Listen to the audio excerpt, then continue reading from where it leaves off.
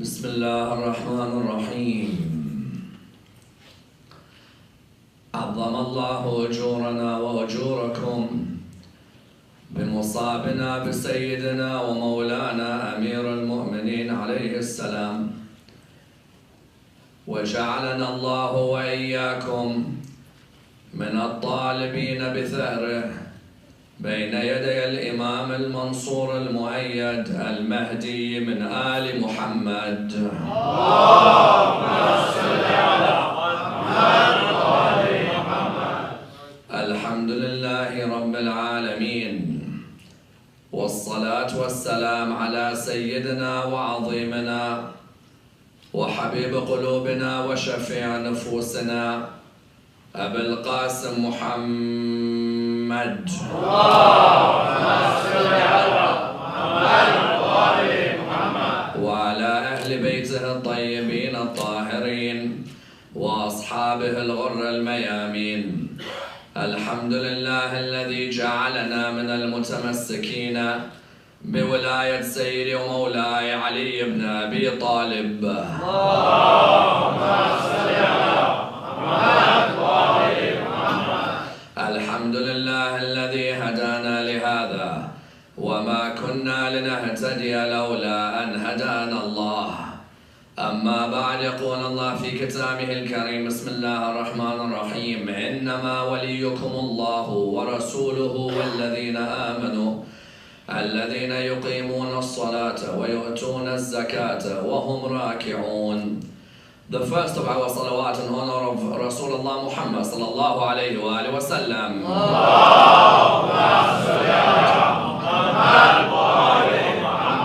The second in honor of Amir al-Mu'mineen Ali ibn Abi Talib.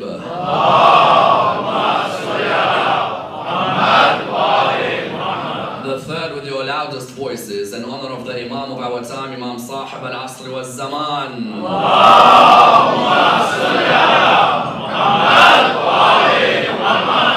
Respected scholars, brothers and sisters, Assalamu alaikum wa rahmatullah wa barakatuh. The verse in question, verse 55 of chapter 5 of the Holy Quran, is known as the verse that officially designates Ali ibn Abi Talib as the wali of Allah subhanahu wa ta'ala. The verse is known as Ayatul Wilaya, and indeed is the basis of many of our statements when we say Nashhadu anna Aliyan waliyullah. Indeed, if you were to ask many of the followers of Ahlul Bayt, have you said Ashhadu anna Aliyan waliyullah? Many will say to you they have. If you were to ask them what is the basis of your belief in Ali and waliyullah, you'll find that many are not able to point towards this particular ayah. Whereas this particular ayah is known as the ayah in which Allah subhanahu wa ta'ala transferred authority from himself to the Prophet and from the Prophet to the Imam. Therefore, when you read the ayah states, Bismillah ar-Rahman ar-Rahim, Innama waliyukum Allahu. Allah is your guardian. Yes? وَالرَّسُولُ إِنَّمَا وَلِيُّكُمُ اللَّهُ وَرَسُولُهُ وَالَّذِينَ آمَنُوا الَّذِينَ يُقِيمُونَ الصَّلَاةَ وَيُؤْتُونَ الزَّكَاةَ وَهُمْ رَاكِعُونَ. Your Lord is the guardian, and His prophets, and those who believe, those who establish prayer and give zakat while they are in a state of ruku'. When one looks at this ayah, one finds that an act has taken place in ruku' where Allah subhanahu wa ta'ala wants to honor the person where the act has taken place. If you were to read the books of our brothers in Ahl Sunnah and within our books, you find that many of them point to the fact that Imam Ali ibn Abi Talib gave away his ring in his ruku', and as soon as he gave away his ring, within a few minutes, Allah subhanahu wa ta'ala had revealed the ayah, إنما وليكم الله ورسوله والذين آمنوا الذين يقيمون الصلاة ويؤتون الزكاة وهم راكعون. If you read the books of Ahl Sunnah, the tafasir are aplenty, which point to the fact that the Imam was chosen as God's wali according to this ayah. If you read the tafsir, for example, of Tabari, he mentions this. Ibn Kathir mentions this. Suyuti mentions this. Qurtubi mentions this. Taftazani in the Sharh of the Maqasid mentions this. Therefore, one can look at every school in Islam and find that all of them refer to the fact that this ayah was revealed about Imam Amir al-Mu'mineen when he gave away his ring within his ruku'. You find that this ayah therefore is the basis of our belief in the wilayah of Ali. Many of us throughout our lives have recited at one point or another, Ashhadu anna Aliyan waliyullah. If you were to ask many of us, where would you find it? This would be the ayah. And therefore there is a need for us to examine this ayah. For this ayah was revealed on the 25th of Dhul Hijjah in the 9th year after Hijrah. The Holy Prophet passed away in the 11th year after Hijrah. That means that Ali being designated as the wali of Allah, official transfer of authority from God to the Prophet to Ali, was a year before Ghadir had even taken place. Many times people, if you were to ask them, where was Ali ibn Abi Talib announced as the Prophet's successor, they'll tell you Ghadir. If you were to ask them, where did Allah honor him as his wali, as the guardian of his affairs, the honoring took place in this particular ayah. However, there are some questions related to this ayah that need to be answered. For example, some people ask the question, if Imam Ali is the height of concentration in salah, how could he therefore know that there was someone asking for some charity in the mosque that day? The second question people ask is what? The ayah says, إِنَّمَا وَلِيُّكُمُ اللَّهُ وَرَسُولُهُ وَالَّذِينَ آمَنُوا. Your guardians are God, His Prophet, and those who believe. Why doesn't the verse say, and he who believes? Why does the verse say, and those who believe? Those who believe indicates anyone could be God's wali. If the ayah said, إِنَّمَا وَلِيُّكُمُ اللَّهُ وَرَسُولُهُ, yes? وَالَّذِي آمَنَ, for example, and the one who believed, then we could say, yes, this refers to one person. But when you read the ayah in Surah 5 verse 55, it clearly says, your wali is God, the Prophet, and those who believe. Those who establish their prayers, give zakat while in a state of ruku'. Some people turned around and said, it said those who believe and establish their prayer. Ali ibn Abi Talib is one. The ayah says a plural, not a singular. Others ask the question, did Imam Ali have that much money that he is able to give away a ring in the middle of ruku'? Others said that no, the previous verses before this referred to Ubadah ibn Samit. Ubadah ibn Samit, Allah had referred to him from verse 50 onwards. Therefore, how did it suddenly come to Ali ibn Abi Talib? In other words, this ayah is not as clear as it seems. Indeed, you'll find many will turn around and say, yes, this is the ayah where the Imam gave his ring within the ruku'. But when you look at the questions that people pose, the questions are important. As in, if Imam Ali ibn Abi Talib is the height of concentration in his namaz, how does he know there is a poor man who wants some charity? Isn't he meant to be concentrating on Allah subhanahu wa ta'ala? If Imam Ali is in his ruku' and there's a poor man saying, oh people, can you give me some charity? If Imam's concentrating on Allah, and we've heard the stories about the concentration of the Imam, then how is it the Imam knows to give his ring away in the middle of ruku'? Surely this is a lack of concentration on his part. These questions are questions which are arising. But there is no harm examining these questions in order that we're able to understand exactly what took place in this verse. Why? Because many people only know half of the incident. If you ask many people what happened in the mosque of the Prophet that day, they'll tell you, poor man comes in, wants some charity, Imam Ali points his finger out, he comes, collects his ring. That's not the story. That's only half of the story. The story is longer than that. Because what the Prophet said after he saw what Ali did is fundamental in understanding why Imam Ali was called the wali of Allah subhanahu wa ta'ala. Without understanding the dua of the Prophet after he saw what the Imam did, only then would a person understand why Imam Ali ibn Abi Talib is called wali of Allah on earth. And likewise, when many people turn around to us and say in your adhan, you say, Ashhadu anna Aliyan waliyullah. Muhammad Rasulullah, we understand. Allahu Akbar, we understand. But this Ashhadu anna Aliyan waliyullah, what's the ayah of the Quran you use to back it up? Or have you just made up such a statement? We need to understand this ayah in order that we're able to answer those who ask this question. Therefore, let's try and go through this whole ayah and understand what happened on the day Ali ibn Abi Talib was called God's wali on earth. The 9th year of Hijrah is when this ayah was revealed. That year had many distinctive revelations in honor of Amir al-Mu'mineen. The first distinctive revelation was what? He was the one commanded to go and reveal Surah 9 of the Quran to the Meccans. As you know, Surah 9 of the Quran is the only surah that doesn't begin with Bismillah ar-Rahman ar-Rahim. Every surah of the Quran begins in the name of God, the most beneficent, the most merciful. The only surah that doesn't begin with Bismillah ar-Rahman ar-Rahim is Surah At-Tawbah. Why? Because Surah At-Tawbah was an ultimatum against the polytheists. It was an ultimatum for their constant harassing of the Muslims. God normally, when He begins any message, begins with mercy, correct or no? This time there's no mercy. This time it's an ultimatum to those people who are polytheists in Mecca. Rasulullah had sent Abu Bakr to take the ayat of what? To take the ayat of Surah 9. On the way, the revelation comes to Rasulullah that either you or someone like you can reveal that verse, nobody else. So he tells Imam Ali ibn Abi Talib, go and take the revelation and tell Abu Bakr to return. If you read the books of Al-Sunnah, you'll find many have narrated this incident. Therefore, the first distinction for Ali that year was what? That he revealed Surah 9 to the Arabs. The second distinction that year, the Battle of Tabuk. Rasulullah had left Ali ibn Abi Talib behind in the only battle Imam Ali did not turn up to. Every battle Imam Ali turned up except the Battle of Tabuk. Because Rasulullah feared the hypocrites of Medina would try and destroy Islam within, yes? So he left Imam Ali behind. There were rumors. Ali ibn Abi Talib, Rasulullah did not want him to go to war. Rasulullah looked at Imam Ali and said to him, oh Ali, you are to me like Harun was to Musa.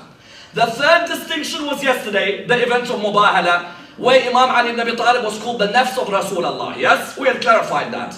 The fourth distinction happened a day after Mubahala. Many times people do not know the date of Ayat al-Wilayah, yes? If you ask them what happened, they'll tell you what happened in the incident. The date was 25th of Dhul Hijjah, a day after the event of Mubahala. Rasulullah, this narration is from whom? The narration is from Abu Dharr al-Ghafari. We know that Rasulullah said two things about Abu Dharr al-Ghafari. No one on this earth is as truthful as Abu Dharr al-Ghafari. That's number one. And number two, the taqwa of Abu Dharr al-Ghafari is equal to the taqwa of Prophet Isa alayhi salam. Yes? Abu Dharr al-Ghafari says, I saw with my own two eyes, and may I be blinded if I'm lying. And I heard with my own two ears, and may I be deafened if I am lying. That we were in the mosque of the Prophet in Medina. It was around the time of Salat al-Dhuhr, and the people were praying their prayers. You know, before Salat al-Dhuhr, there are 8 ruk'ahs that you pray called the Nawafil, correct or no? In Islam, what do we have? 17 ruk'ahs are what? Are the wajib namazes a day, correct or no? 5 prayers, 17 ruk'ahs. Then you have 11 for what? Namaz al-Shab, correct or no? Salat al-Layl. Then you have another 23 which are the sunnah prayers. It's up to you if you want to pray them or no. 11th Imam says the sign of a true follower of Ahlul Bayt is he prays 51 ruk'ahs a day, yes? You found that some people at Salat al-Dhuhr, what do they do? Before Salat al-Dhuhr begins, especially our brothers in Ahlul Sunnah, before Dhuhr begins, you see them praying 4 units of 2 ruk'ahs, correct or no? That's called the Nawafil. Those of you been to Hajj or Umrah, have you noticed that before Dhuhr or Maghrib begins, you find our brothers are praying already, then they pray Jama'ah? That is the idea of praying the Sunnah prayers. Abu Dharr al-Ghafari says it was around the time of Dhuhr. Everyone was praying their prayers. He said this poor man walked into the mosque of the Prophet. When he walked in, he called out, "Oh people, I am a poor man and I am needy. I am a miskeen. I beg one of you, give me some charity, please." He says that no one paid any attention to him. He said this poor man then turned around, prayed to Allah subhanahu wa ta'ala. And he said, "Ya Allah, I have come to the mosque of your Prophet. And I have prayed for people to give me some charity. And nobody has given me anything. Ya Allah, I beg you answer my prayers for some charity." Now we know one thing. the dua of an oppressed person is always answered by Allah subhanahu wa ta'ala, correct or no? Anyone who's been oppressed in this world, their dua is answered by Allah subhanahu wa ta'ala. They asked our second Imam, what's the distance between the heavens and the earth? He said the cry of an oppressed person in dua. Yes? That's the distance. So when this person raised his hands, and the Quran said, وَإِذَا سَأَلَكَ عِبَادِي عَنِّي فَإِنِّي قَرِيبٌ, when my servant asks you about me, tell them I am near. This person said, Ya Allah, I prayed in your Prophet's mosque. No one's offered me any charity. He said, at that moment, I saw Ali ibn Abi Talib was in his ruku'. He said, all of a sudden, this poor man began to walk to Imam Ali. Imam had taken out his finger while in ruku'. He had pointed his finger. He said, the man came and took the ring from the finger of Imam Ali ibn Abi Talib. He then walked away and he went and sold what he'd taken so he'd get some charity from it. He said, as soon as we saw this, and Rasulullah had seen this, Rasulullah said something that remained with us forever. Please understand this. The giving of the ring, isn't that what makes you wali? It's when Rasulullah asks Allah to make you his wali. Please understand the difference. Many assume that because he gives this ring, that means automatically he's the wali. Wait. Rasulullah turned around, what did he say? He said, Ya Allah, Musa said to you, Rabbi shrah li sadri wa yassir li amri wahlul uqdatan min lisani yafqahu qawli waj'al li waziran min ahli Haruna akhi ushdud bihi azri washrikhu fi amri. Nabi Musa in Surah 20 from about verse 25 of the Quran has the famous dua. Oh Allah, expand my breast, make my affairs easy for me, loosen my tongue. And then he says, and make for me a successor from my family. Harun, my brother, let him take part in my affairs, correct? Rasulullah said, Ya Allah, Nabi Musa said to you, Rabbi shrah li sadri, wa yassir li amri, waj'al li wazira min ahli, Harun akhi. Then he said to you what? Ishdud bihi azri, washrikhu fi amri. He said, Ya Allah, I am your prophet. And I at this moment ask you in dua, Rabbi shrah li sadri, wa yassir li amri, wahlul uqdatan min lisani, yafqahu qawli, waj'al li waziran min ahli. Ali, yes, akhi, ishdud bihi azri, and then what? Washrikhu fi amri. He said after Rasulullah had prayed and said, Ya Allah, make Ali my successor. Ya Allah, let him take part in my affairs. He said at that moment the Prophet came to us. He said, Jibreel has just come to me. I have prayed to Jibreel, having seen what Ali ibn Abi Talib just did. And Jibreel just came to me and said that the verse in the Quran has been revealed. Bismillah ar-Rahman ar-Rahim. Innama waliyukum Allahu wa rasuluhu walladhina amanu alladhina yuqimuna as-salata wa yu'tuna az-zakata wa hum raki'un. This verse was therefore revealed in honor of Imam Ali ibn Abi Talib alayhi salam. Do our Sunni brothers agree with us or no? If my Sunni colleague came to me today, he said to me, you believe Ali is the wali of God? I say yes. He said, prove it to me. I'll say, go and look at the tafsir of Tabari, the tafsir of Ibn Kathir, the tafsir of Qurtubi, the tafsir of, for example, Suyuti. Look at Taftazani. All of them narrate that this was revealed about Ali ibn Abi Talib. The question is, when we look at the ayah, does the ayah itself indicate that this is about Imam Ali ibn Abi Talib or no? Please understand this delicate analysis. I need all of you to bear with me. When you look at the ayah, let's look at the ayah and understand how the ayah works. Number one, the ayah begins innama. Innama in the Arabic language is known as adat lil hasr. Whenever an ayah of the Quran begins innama, that means a particular attribute is going to be placed on someone or a group of people. Yes or no? In Arabic, they say when a verse of the Quran begins innama, that means an attribute is going to be placed. You know innama, what it is in English? Indeed. Yes? Or surely. Yes? That means we're going to say something to you where we're going to place an attribute on a group or an individual. Let me give you an example. إنما يريد الله ليذهب عنكم الرجس أهل البيت ويطهركم تطهيرا.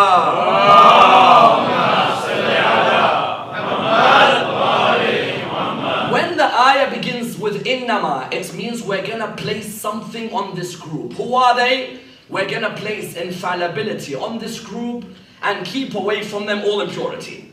When you see the word innama at the beginning, automatically. Let me give you another example. إِنَّمَا الْمُؤْمِنُونَ إِخْوَةً. Surely the mu'mins are brothers of one another. No one can be called a mu'min if he's a troublemaker. No one can be called a mu'min if he disunites the community. Yes? There are many who put the word mu'min on their hat when they walk around. You've seen them or no? He's the very cause of trouble in the community. He walks around, I am mu'min, mashallah. No, take off that hat quickly, it doesn't suit you, yes? إِنَّمَا الْمُؤْمِنُونَ إِخْوَةً. When the ayah begins, innama, what does that mean? It means we're placing an attribute on someone, on a group, that the believers are always brothers of one another. This ayah begins with the word innama. Meaning what? Meaning we're going to place an attribute on someone in this ayah, yes? We began, innama waliyukum Allahu. Surely your guardian is Allah. Do any of us disagree that our guardian is Allah or no? All of us agree that our guardian is Allah subhanahu wa ta'ala, correct or no? Ultimate guardianship, Allah waliyul ladhina amanu, yukhrijuhum min al-dhulumati ila al-nur. Allah is our guardian of all our affairs. Allah subhanahu wa ta'ala, His wilaya is in two spheres. Wilaya takwiniya, wilaya tashri'iyya. Focus on this and you'll know what it means to say ashhadu anna aliyan waliyullah. God's authority is in two spheres, legislative and creative. Wilayat takwiniya is God's authority to create whatever He wants. Wilayat tashri'iyya is God's authority to legislate whatever He wants. When you say Allah waliyul ladhina amanu, God is the guardian of those who believe. God's guardianship is what? That He can create plants, animals, humans, the sky, the heavens and the earth. And His other form of authority, He can give legislation to whoever He wants to protect that legislation, yes? Can Allah's wilaya be transferred to one of His creation or no? If Allah wants to, can He give wilaya takwiniya or wilaya tashri'iyya to any of His creation? Of course He can. Allah's wilaya is the highest authority. But if Allah wants to, He can give a portion of His authority to create to one of His prophets, correct or no? Which one of you can tell me a prophet who Allah gave him the wilaya to be able to create? Isa, correct or no? Nabi Isa, can he create or no? Nabi Isa was able to make from the clay birds or no? Nabi Isa, did he have the authority to create? Yes. From who? From Allah subhanahu wa ta'ala. Allah's wilaya of creation, He transferred it to Isa. Allah's wilaya of legislation, for example, He transferred it to Musa, correct or no? When He gave Moses the 10 commandments, He transferred from the ultimate wilaya, which is the amma, the wilaya become khasa. When the Quran said, إِنَّمَا وَلِيُّكُمُ اللَّهُ, we all know that Allah is our wali. Do we agree? Allah subhanahu wa ta'ala can transfer His authority to one of His creation. In this ayah, the ayah says, إِنَّمَا وَلِيُّكُمُ اللَّهُ وَرَسُولُهُ. Correct? Now the wilaya of God, His authority has been transferred to who? Rasulullah, correct? We know Rasulullah has got authority on this earth. He can command what He wants. He can prohibit what He wants. Yes or no? He has the authority from God even over our own selves. In Surah 33 verse 6, the ayah says, النَّبِيُّ أَوْلَى بِالْمُؤْمِنِينَ مِنْ أَنفُسِهِمْ. The Prophet has a greater right of authority on the believers than they have on themselves. If now I wanted to do something, Rasulullah, for example, my parents want me to do something, Rasulullah tells me, come towards me, we have to go away somewhere. Who has more rights over me, my parents or Rasulullah? Rasulullah. Rasulullah, when God has transferred His wilaya, God's authority is being transferred in this ayah. Innama, surely Allah is your wali. then who? Then the Prophet, yes? But now for the first time in the Quran, there's a third then. Before, it's always God, Prophet, God, Prophet, God, Prophet. This time it's إِنَّمَا وَلِيُّكُمُ اللَّهُ وَرَسُولُهُ. We all know وَالَّذِينَ آمَنُوا. There's an extension. Now all of a sudden the wilayah of God has been given to the Prophet, and the wilayah of the Prophet has been given to whom? Has now been given to those who believe. Someone raises a point here. وَالَّذِينَ آمَنُوا الَّذِينَ يُقِيمُونَ الصَّلَاةَ وَيُؤْتُونَ الزَّكَاةَ وَهُمْ راكعون. Those who believe, those who establish prayer and they give zakat while they're in a state of ruku'. Someone raises a point. What's the point? They say, hold on 1 second. It says, and the wilayah is given to those who believe. Yes? They say, if Ali ibn Abi Talib is the one you say comes after Rasulullah, and the wilayah is given to him, then why does it say those who believe? It should say, and he who believes, correct or no? Why does it say, and those who believe? The Quran on many occasions has used the plural when referring to the singular. This is not the first time. There are so many occasions. Allama al-Tabatabai in Tafsir al-Mizan has given many verses where Allah uses the plural when talking about the singular. Let me give you an example in our own life. As a simple example. When I say Salamu Alaikum to you, yes? You're in front of me, I say Salamu Alaikum to you. Does Salamu Alaikum doesn't mean peace on all of you, correct or no? I'm saying salam to one person, but I should say Salamun Alaik, correct or no? Don't I say Salamun Alaikum? Yes? When I'm talking to one person, I should say Salamun Alaik. When I say Salamun Alaikum, there's not more than one person. Out of respect and honor, I mention in the plural, correct or no? If I say now, someone comes to our house in Iraq, yes? One person's come to my house, I say tfaddalu, welcome. In Swahili you say tafaddali, correct or no? You say tfaddalu, I say to that one person, welcome. He could turn around to me and say, hold on a minute, why are you saying plural? I'm only one. But out of respect we make it a plural, correct or no? Allah in the Quran, when he talks about himself, how many times in Laylatul Qadr you hear, Inna anzalnahu fi Laylatul Qadr. We sent it on the night of Qadr. Ya Allah, you're only one God. Why are you saying we? Correct or no? Many times in the Quran, the plural has been used when talking about the singular. Correct or no? I'll show you an example in the Quran where it's used. Surah 63 verse 8. Surah 63 verse 8. يَقُولُونَ لَإِنْ رَجَعْنَا إِلَى الْمَدِينَةِ. Yes? لَإِنْ رَجَعْنَا إِلَى الْمَدِينَةِ لَيَخْرُجَنَّ الْأَعَزُّ مِنْهَا الْأَذَلُ. They say, listen to what the verse says, I beg you. They say, when we return to Medina, we the mighty will take out the weak, yes?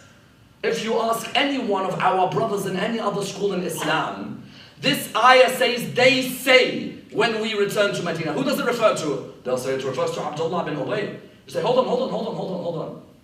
But the ayah says, يَقُولُونَ. Yes? لَإِنْ رَجَعْنَا إِلَى الْمَدِينَ. It says, they say. Yes, it's referring to one person, but Allah sometimes uses the plural for the one. So in this ayah, Allah uses the plural for the one, but when it's about Ali ibn Abi Talib, no.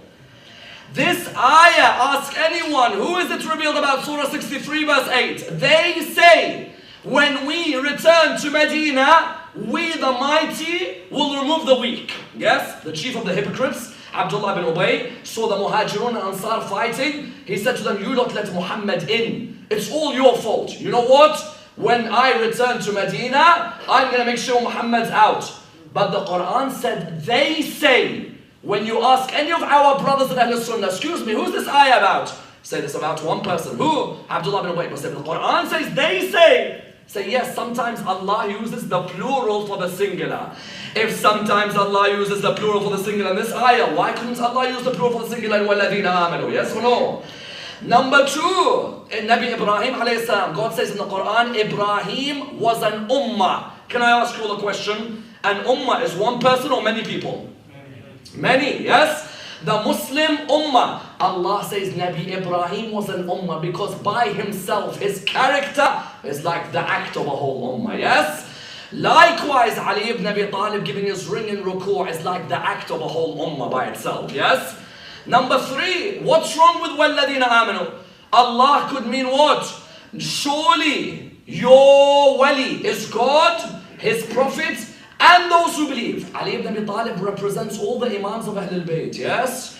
Therefore, Imam gives this ring away, but it refers that you have to take your wali as Allah, His Prophet, and all the Imams of Ahlul Bayt. And that's why one of our Maraja has done a piece of research where he has found every Imam of Ahlul Bayt in his life, in his ruku' at one stage or another gave his ring away to a poor person, yes? Therefore you found that each and every one of them, and that's why, do you know what the next ayah says? The next ayah is phenomenal. I want all of you to refer to the next ayah. The next ayah says, وَمَنْ يَتَوَلَّ اللَّهَ وَرَسُولَهُ, yes? وَالَّذِينَ آمَنُوا فَإِنَّ حِزْبَ اللَّهِ هُمُ الْغَالِبُونَ, yes? And those who take as their guardian Allah and His Prophet. If it's only important that I take as my guardian, as a Muslim, you ask any Muslim, who's your guardians? They say Allah and His Prophet. Wait. This ayah doesn't say your guardians are only God and His Prophet. Many Muslims, they say to you, listen, all you need to do is believe in Rasulullah, then you are a complete Muslim. Wait, let's understand this. This ayah doesn't say, and if you take as your guardian God and His Prophet. This ayah says, and take as your guardians God and His Prophet and those who believe, for the party of Allah shall always be triumphant. Yes? It showed that full belief in Islam wasn't just Allah and His Prophet. You had to believe in Allah, you had to believe in His Prophet, and the man who gave away his ring while in a stage of ruku' for you to be known as amongst Hizballah. For Hizballah are always triumphant. Therefore, those who said, how could the plural be in the singular? Or how could the singular be in the plural? There are many examples. Someone else raised another point. What do they say? Someone else says, verse 51 of Surah 5, so 4 verses before this one, it speaks about Ubadah ibn Samit, that he shouldn't take the Jews and the Christians as guardians, yes? Okay, so what's that got to do with this ayah? They're like, well, because it's speaking about Ubadah ibn Samit, it has nothing to do with Ali ibn Abi Talib. Why not? One ayah of the Quran can speak about one person, another ayah can speak about another. There can be a change in who the ayahs are speaking about. Just one ayah before Surah 5 verse 55, the change has occurred. We're no longer talking about Ubadah bin Samit, we're talking about someone else now. How? In Surah 5 verse 54, the Quran says what? Ya ayyuha alladhina amanu. Now it's switching. مَنْ يَرْتَدَّ مِنْكُمْ عَنْ دِينِهِ فَسَوْفَ يَأْتِيَ اللَّهُ بِقَوْمٍ يُحِبُّهُمْ وَيُحِبُّونَ. Yes? أَذِلَّةً عَلَى الْمُؤْمِنِينَ أَعِزَّةً عَلى الْكَافِرِينَ يُجَاهِدُونَ في سبيل الله ولا يخافون لومة لائم. In Surah 5 verse 54, the ayah before this ayah, it said, oh you who believe, if you think you can turn away from this religion, Allah will raise a group, yes, who do what? فسوف يأتي الله بقوم. He will raise a group who love Him and love the Prophet.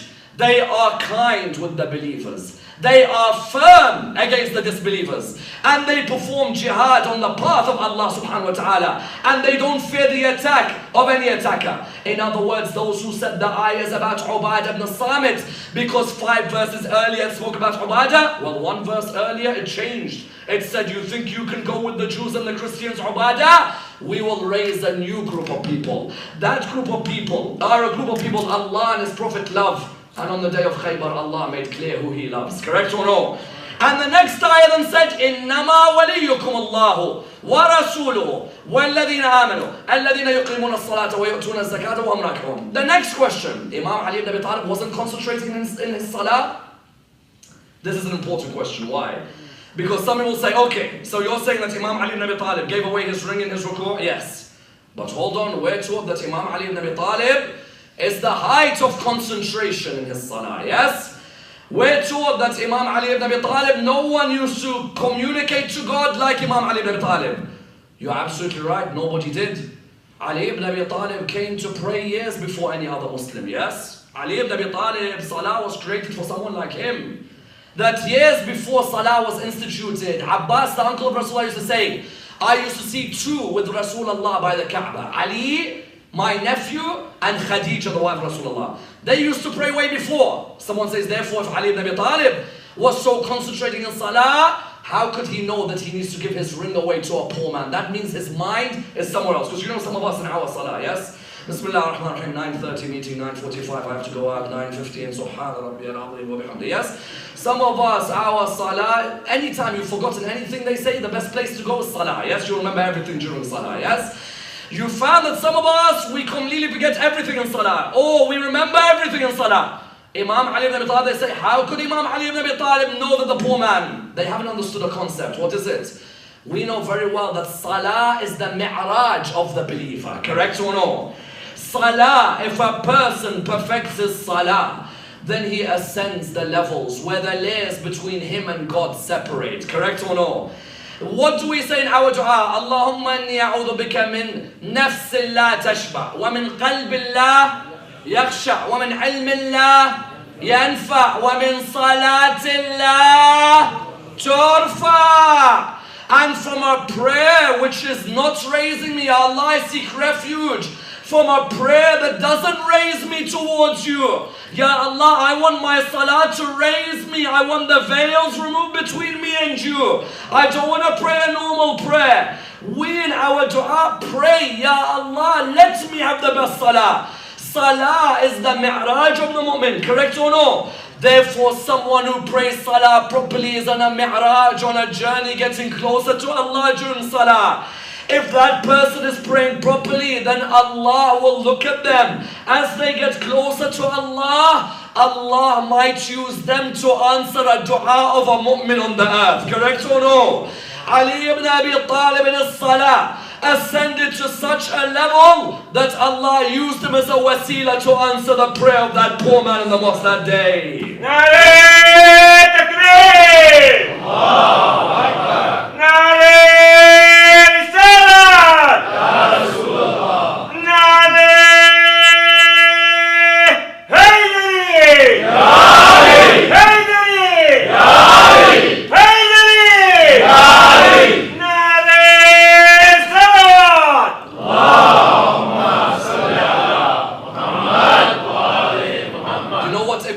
The famous scholar, when they asked him, how could Ali ibn Abi Talib give a ring away in salah and still concentrate? Do you know what he said? He said he went from Allah to Allah. What do you mean, went from Allah to Allah? He said he went from worshipping Allah to serving Allah. Yes? In 1 minute, he was in worship to Allah. The next minute, he was serving the creation of Allah. So what was he really doing? He was going from Allah to Allah. There is no contradiction. If you can reach a level in your prayers where you are able to see your Lord as if He's in front of you, then why can't your Lord inspire you to say, give out your ring?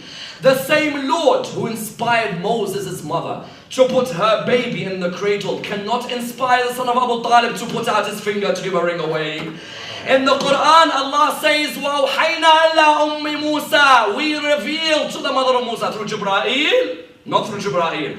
So how did Allah reveal to the mother of Musa? He revealed to the mother of Musa through ilham. He inspired her. Is she a prophet? No. Is she a wasi? No. But she knew, put Moses in the baby so that Moses will go down the Nile. Eventually Asya will pick up Moses. If Allah can inspire Moses' mother, who's not even a ma'soom, who's not even a successor of a prophet, who's not even a purified one of God, you think Allah can't inspire the son of Abu Talib to give his ring away on that moment?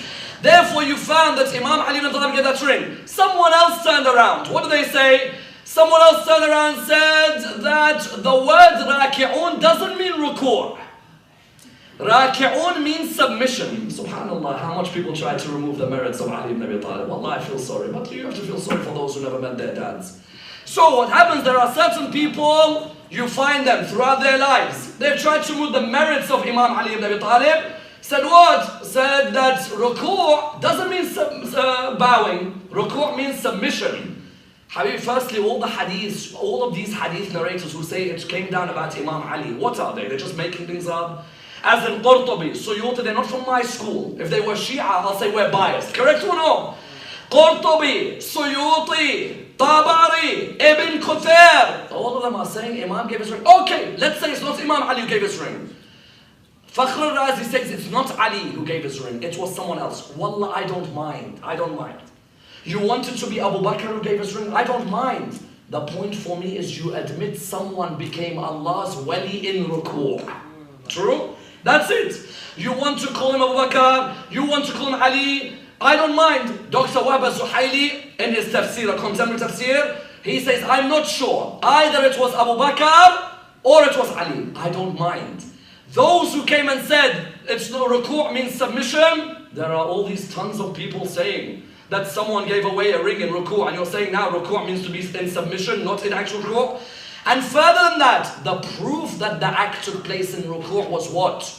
The ayah says, your wali is Allah, His Prophet, and those who believe. You can't be everyone can't be Allah's wali, correct or not? You can't have everyone as Allah's wali. You're my wali, I'm your wali. What's going on? This is absolute nonsense.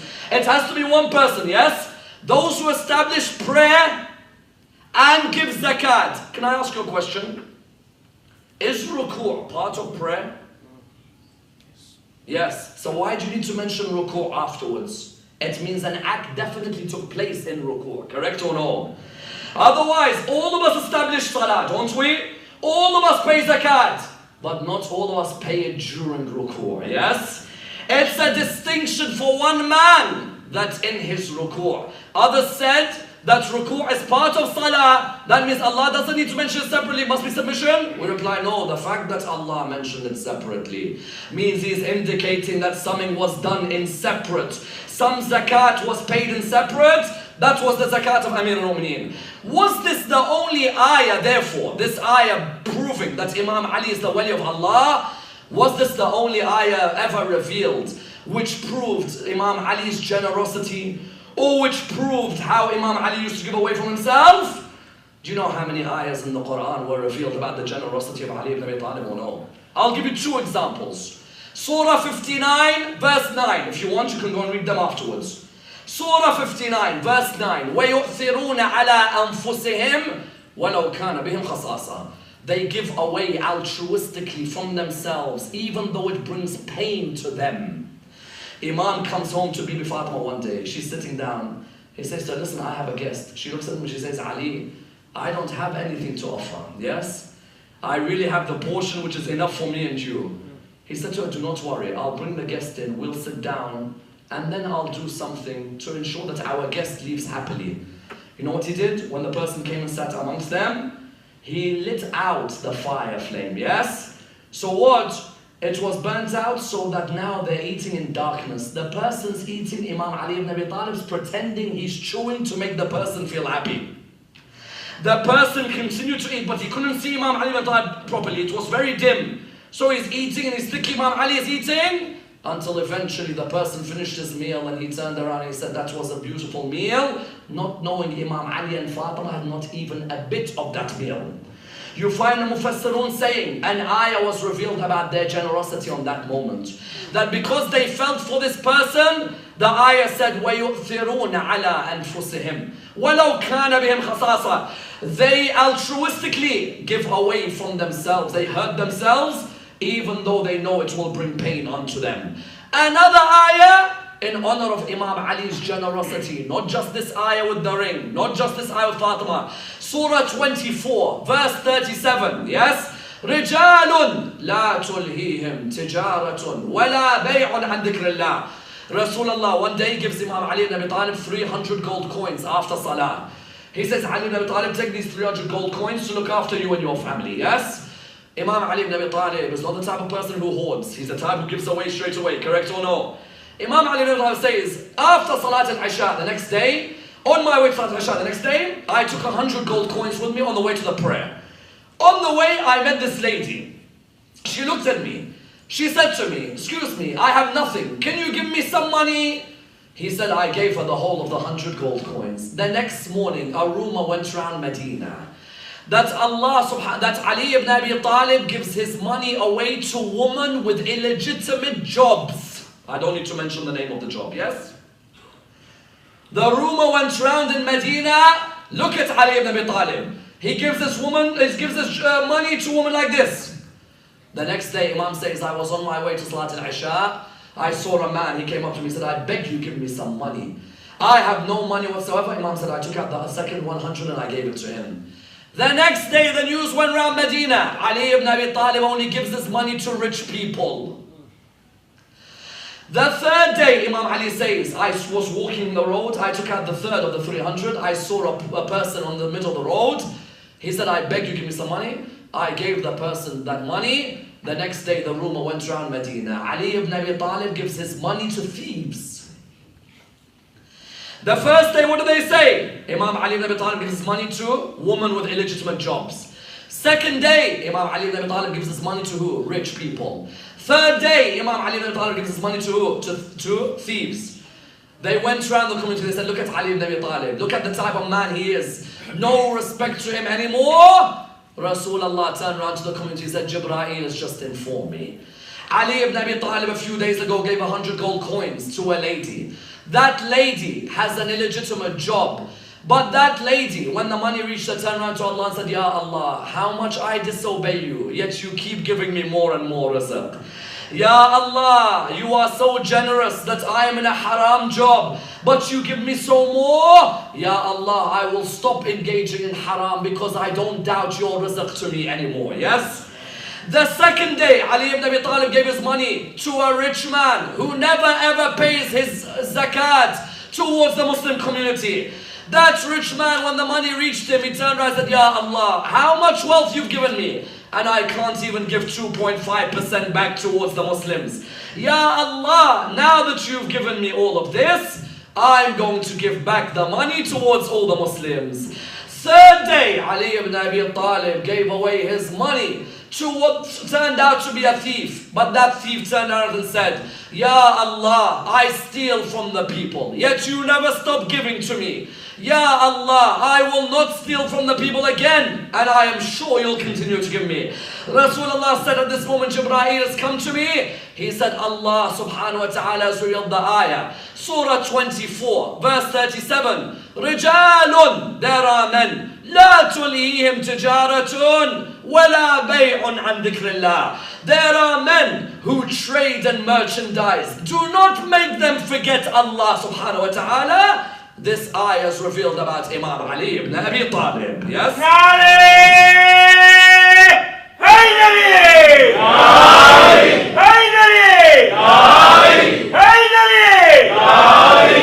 Therefore you found that Imam Ali ibn Abi Talib's greatest moments in his life came in his prayers, no doubt. The first of them, that Allah made him his wali on this day, yes? That Allah subhanahu wa ta'ala honored him by being the extension of the authority of Rasulullah. That Rasulullah had the strength to command and prohibit. Now Ali had the power to command and prohibit. That the Prophet had a greater right on the believers than they had on themselves. Now Ali had a greater right on the believers than they had on themselves. Now that Rasulullah said, وَاجْعَلْ لِي وَزِيرًا مِنْ أَهْلِي عَلِيٌّ أَخِي. Yes? No doubt in his prayer he was given that distinction. That was the first occasion. Surah 5 verse number 55. فَأَنزَلَ فِيكَ اللَّهُ خَيْرَ وِلَايَةٍ, as Hassan bin Thabit would say. The second time he was honored in his prayer was when the arrow was stuck in his foot, yes? And they came to Rasulullah in the middle of the battle. They said, Ya Rasulullah, Ali ibn Abi Talib, there's an arrow stuck in his foot. What do we do? He said, make sure you take it out while he is in his salah. Because when he is in his salah, he only sees his Lord and the wishes of his Lord in front of him, correct? So they came. Imagine you're in your prayer and there's an arrow stuck in your foot. Any of us would wince, any of us would cry, any of us would sigh, correct or no? Yet the son of Abu Talib continued praying. When he finished, he said, what are these drops by this prayer mat? What have you done? They said, we took out the arrow from your ankle. He hadn't even recognized that that arrow was there. Yes? The third time was in the mosque of Kufa on the 19th of Ramadan. Yes? On the mosque of Kufa on the 19th of Ramadan, while in his sujood. Once Allah honored him standing. Another time Allah honored him sitting. Another time Allah honored him within his prostration. I tell you, Ibn Muljam later on said, my strike would have killed 1,000 men, but because he was in his sujood, it didn't kill him there and then, yes? Even Ibn Muljam could not believe how the strike didn't kill him there and then. It was a direct strike on the head of Ali ibn Abi Talib. Each and every one of us here has a relationship with Amir al-Mu'mineen. A night like this is difficult for each and every every one of us. One story or another about Imam Ali ibn Abi Talib has affected us. And all of us on a night like this call out to Imam Amir al-Mu'mineen. Those of us who have ill members of our family call out, Ya Ali. Those of us who have brothers far away from us call out, Ya Ali. Those of us who have wishes, needs, call out, Ya Ali. Give your faith, give all that you have towards the son of Abu Talib in the way he gave everything back towards you on a night like this. Those of you who have been to Najaf, I want you to take your hearts to Najaf, yes? I don't need to explain to you anything because the lover of Ali who's been to his grave has held on to that shrine. He doesn't need anyone to describe the night of the 19th to him, yes? He can picture the night of the 19th, yes? And those of you who haven't been, may Allah let you sit by the grave of Amir al-Mu'mineen. May Allah allow you to sit by that holy grave. And that's why you find on a night like this, the Imam had broken his iftar at his daughter's house. And it would be the last time he would be in his daughter's house. And the Maqtal narrates to us what happened. On a night like this, Imam Ali ibn Abi Talib was about to leave his house. He returned back to his house to bid farewell to his family. He then left his house and his shirt got stuck to the door. He realized that death was trying to entrap him. He began to walk towards the mosque one final time. As he began to walk towards the mosque, he saw the animals all sighing and moaning as if they knew what would happen to Ali ibn Abi Talib. As he entered the mosque of Kufa, he recited the adhan one final time. All the prayers come together, all the muwaleen came together. As he was about to go towards his prayers, he saw a man lying on his stomach. He came near the man, he said to him, get up, do not sleep in this way, for this is the sleep of shaitan. That man was Abdul Rahman ibn Muljam. He told him to sit up, he sat up. The Imam then went towards the prayer mat to pray. He began his salah. May Allah give you patience about what I'm about to narrate. Imam Ali ibn Abi Talib began his prayer. He then moved on towards his ruku'. He then moved on towards his sujood. Now in the middle of his sujood, all of a sudden a man came from behind. A man came from behind and struck Ali ibn Abi Talib on the top of his head. As he struck Imam Ali ibn Abi Talib, the Imam called out, Fustu wa Rabbil Kaaba. I have won by the Lord of the Kaaba. And they heard a cry in the heavens call out, Tahaddamat wallah arkan al-huda. Qutila atqa al-atqiya. Qutila Ali al-Murtada. Qatalahu ashqa al-ashqiya. As he lay on the ground, the blood coming down profusely from the top of his head, he called out, capture Ibn Muljam, but make sure you give him water, for he may be thirsty because of what he's done to me. Make sure you feed him with what you eat and clothe him with what you wear. As he lay on the ground, Imam al-Hasan came on one side, Imam al-Hussein came on the other. The first to hold the head of his father was Imam al-Hussein alayhi salam. Allahu Akbar. He held the head of Imam Ali ibn Abi Talib in his lap. As he held the head of the Imam, he saw the blood draining everywhere. The Imam looked at him, and then Imam Ali ibn Abi Talib looked towards Hussein. He said to him, Hussein, is that you? He said to him, yes, father, it is. He said to him, you hold my head now. Who will hold your head on the 10th of Muharram? I say to him, Ya Amir al-Mu'mineen, Shimr held the head of Hussein on the 10th of Muharram. He sat on the holy chest of Abu Abdullah. Then after this, the narrations mention that Imam Ali ibn Abi Talib was picked up by Imam al-Hasan and by Imam al-Hussein. They walked towards the door of the entrance of the mosque of Kufa. He was limping as he was walking. As they were about to leave the mosque, he turned ran round to Imam al-Hassan. He said to him, Hassan, let me stand straight and walk. He said to him, Father, why? He said, I see Zainab at the door in front of me. I can't bear to let Zainab see me in pain.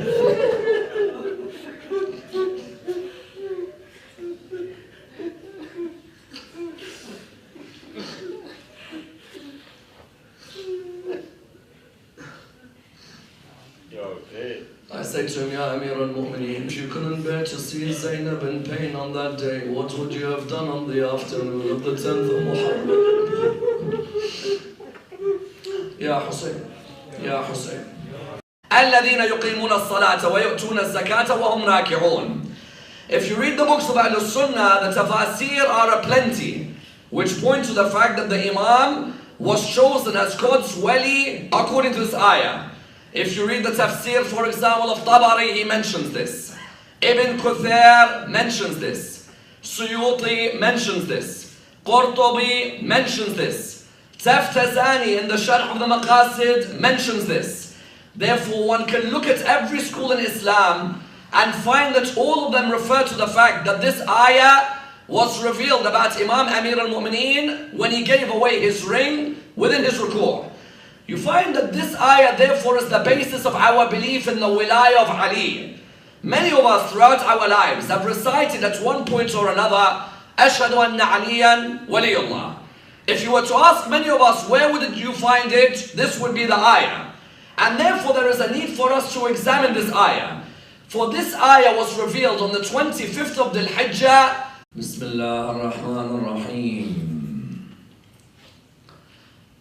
عظم الله أجورنا وأجوركم بمصابنا بسيدنا ومولانا أمير المؤمنين عليه السلام وجعلنا الله وإياكم من الطالبين بثأره بين يدي الإمام المنصور المؤيد المهدي من آل محمد. اللهم صل على محمد.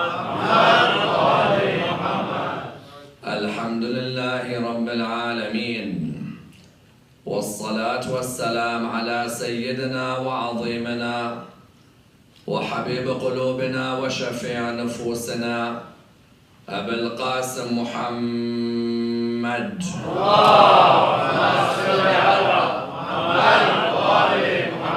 وعلى أهل بيته الطيبين الطاهرين وأصحابه الغر الميامين.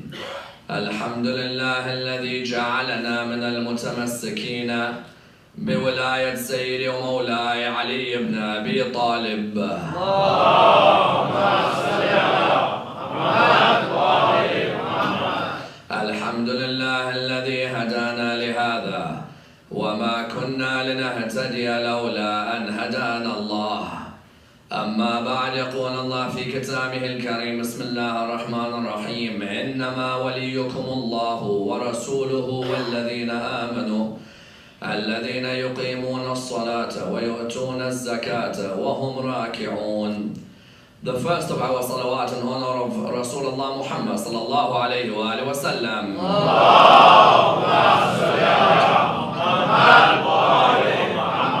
The second in honor of Amir al-Mu'mineen Ali ibn Abi Talib.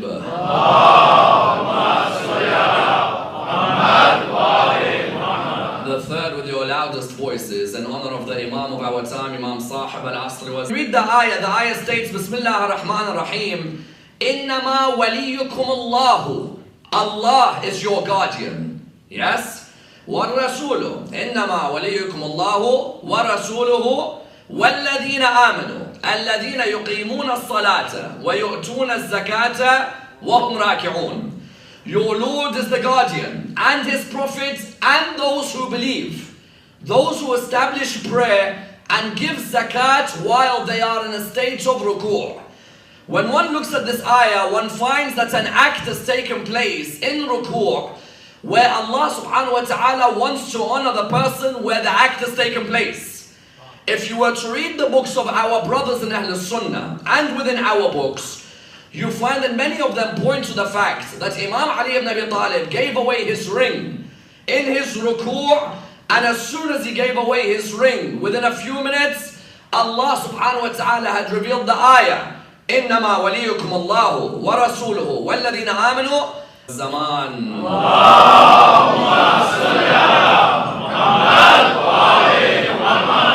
Respected scholars, brothers and sisters, Assalamu alaikum wa rahmatullah wa barakatuh. The verse in question, verse 55 of chapter 5 of the Holy Quran, is known as the verse that officially designates Ali ibn Abi Talib as the wali of Allah subhanahu wa ta'ala. The verse is known as Ayatul Wilaya, and indeed is the basis of many of our statements when we say Nashhadu anna Aliyan waliyullah. Indeed, if you were to ask many of the followers of Ahlul Bayt, have you said Ashhadu anna Aliyan waliyullah? Many will say to you they have. If you were to ask them what is the basis of your belief in Ali and waliyullah, you'll find that many are not able to point towards this particular ayah. Whereas this particular ayah is known as the ayah in which Allah subhanahu wa ta'ala transferred authority from himself to the Prophet and from the Prophet to the Imam. Therefore, when you